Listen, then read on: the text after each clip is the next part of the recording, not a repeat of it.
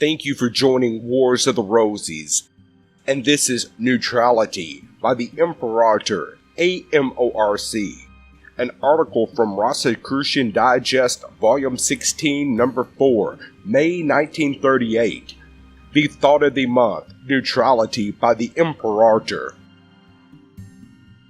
We hear so much these days regarding neutrality and the theoretical neutral attributes that certain countries and groups of people should take in regard to national and international matters. The most common use of the word is in connection with our own American relationship to international problems that are involving many countries in war. Some statesmen argue that each nation of the Western world, particularly the United States of America, should remain absolutely neutral in all of its actions and all of its thinking, and particularly all of its diplomatic correspondence and statements, and that such neutrality or neutral attitude actually bordering on complete indifference as to what is going on in the rest of the world would keep us out of any conflict, and particularly out of the anticipated great wars of Europe. Other statesmen argue that we cannot remain neutral because we are one of the largest nations in the world, one of the most powerful and one of the best customers and best friends of many of the countries in Europe that will become involved in the next war. Such statements argue that the attitude of neutrality and indifference is diametrically opposed to the attitude of a spirit of human brotherhood, and that by trying to be neutral, we will deliberately violate many of our moral and other obligations to the countries of Europe, and thereby force ourselves into an antagonistic position. To the mystic, both of these arguments seem strange indeed. In the first place, a neutral attitude need not be an attitude of indifference. I feel sure that the average American citizen feels quite convinced that we should have no part in another world war, and that we should, as a nation of people, take no part in any of the diplomatic jugglings that has been going on for many years, and which has reached a serious crisis in Europe. I think also that the average citizen feels that we should not encourage war by admiring it, by lending any assistance either financially or otherwise, and that we should simply keep our fingers as well as our minds out of the meddling and controversies that are taking place in Europe. But I do not think that any American citizen wants to assume an attitude of complete indifference in regard to what is going on in Europe at the present time or what may take place in the near future. Those statesmen who say that we cannot remain neutral and indifferent because we are our brother's keepers interpret that ancient principle in an extremely limited sense. While it is true that each and every one of us has an obligation to give consideration to and thought about our brother, here, there, and everywhere, and that we should do our utmost to help him as well as help ourselves, we cannot strain that principle to mean that we should take arms and fight his battles when it becomes involved in conflicts and controversies that are unnecessary and deliberately destructive. In other words, we do want to help our brothers and render them every possible assistance. When we find that our brothers are just as anxious to help themselves and to avoid controversies, to avoid conflicts, to avoid bloodshed, to avoid suffering, our hearts do bleed for the innocent victims of war. We are not indifferent as an American nation to the suffering of the non-combatant and innocent citizens of Spain, China, Japan, or other parts of the world. We are not indifferent in regard to the destruction of art and architecture, the loss of libraries, the ruination of cities, towns, crops, farms, and shrines that have been created and erected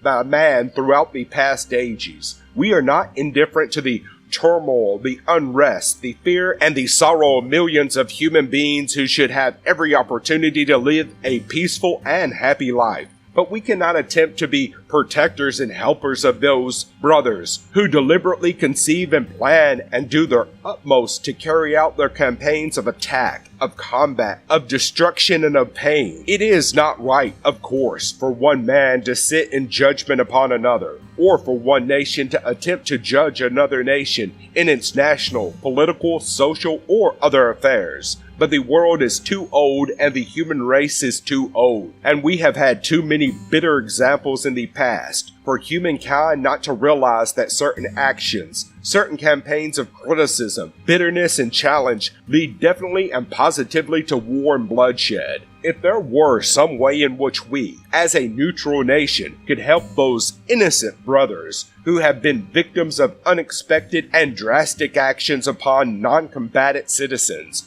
I am sure that we would all be as willing to render this help as we have been ready and willing to render assistance to the victims of earthquakes, floods, and epidemics. But this is not the kind of assistance that the great warriors of foreign nations expect from us. They want us to enter the war activities by sending armed men, armed forces, and ammunition into foreign lands, or into the conflict, and to participate in the battle on one side or the other. They claim that we should properly see some side of the argument and sympathize with that side, and aid that side to win a victory in war. But of course, every real mystic, and happily, every real American citizen has learned by this time that no one wins in war, and that there is no such thing as a victory in war. The country that claims it has won is as great a loser in the loss of life, in bloodshed, in the destruction of property, in the economic cost, in the disturbance of peace and harmony, and the tranquil routine of life as any other nation. We can remain neutral, but not indifferent, and it is not a selfish motive that cries aloud in our hearts and says, "We shall not sacrifice our men.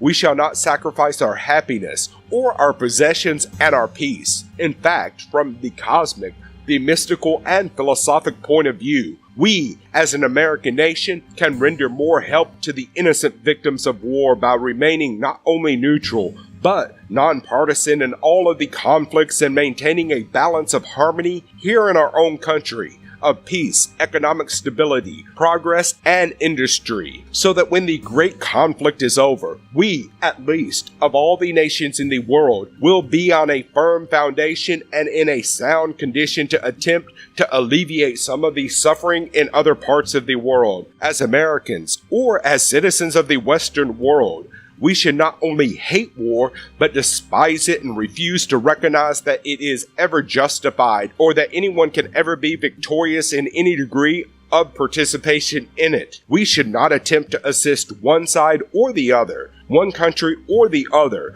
to try in vain to be an impotent victor in any battle. We should set an example to the rest of the world, showing that real growth, progress, and power comes not from the conquering of nations, the conquest of land, the victory over armies, but through the maintenance of peace and harmony, tranquility, and saneness. Every great war since civilization began ended in loss to all concerned. The fact that the loss was greater to one side or the other is insufficient to warrant the belief that one side can be victorious. We should know by now that nothing is really gained by war. There is an old slogan that I found among some Rosicrucian manuscripts years ago, which reads, "That which is changed by revolution never remains permanent, but that which is changed by evolution continues to progress throughout eternity." That country or that nation of people which will use the principle of evolution to modify its place in life and will refrain from revolutionary campaigns of a militaristic nature will become the most successful and powerful nation in the world because of the peace and happiness that it will possess. By all means, let us remain neutral in regard to war activities in foreign lands, and let us maintain peace in our own land in regard to problems, either economical, political, social, or otherwise. Thank you for watching, and please don't forget to share, like, subscribe, and comment. And if you can, please consider donating to Wars of the Rosies. Links to PayPal and Patreon are in the description. Thank you so very much.